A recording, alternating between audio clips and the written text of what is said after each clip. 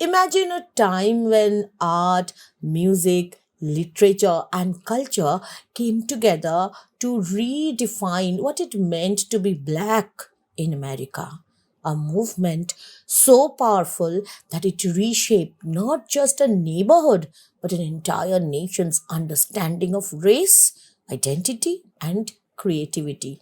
That was the Harlem Renaissance, a cultural explosion in the early 20th century that continues to inspire today. The Harlem Renaissance was a vibrant cultural movement centered in Harlem, New York during the 1920s and 1930s. It was a kaleidoscope of creativity. Writers, musicians, painters, dancers, and thinkers all came together to celebrate Black excellence and challenge stereotypes that had long marginalized African Americans. One of the key figures of the Harlem Renaissance was Langston Hughes, often called the poet laureate of the movement. His poems like The Negro Speaks of Rivers and I Too celebrated Black history and resilience. But poetry wasn't the only star of the show. Jazz and blues music took center stage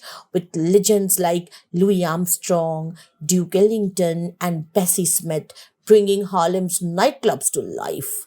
Venues like the Cotton Club and the Apollo Theatre became hotspots where black talent shone brightly. These performances weren't just entertainment, they were acts of defiance, proving that black artistry could captivate audiences worldwide. Visual artists also played a crucial role.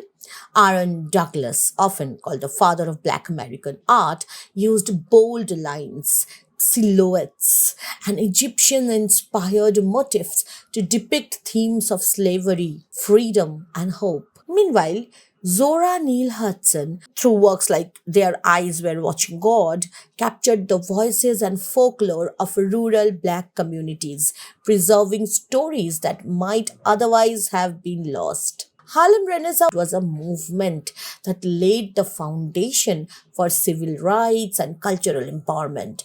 It challenged racist narratives by showing the world that black lives were rich with history. Hip hop, jazz, and spoken word poetry trace their roots back to Harlem.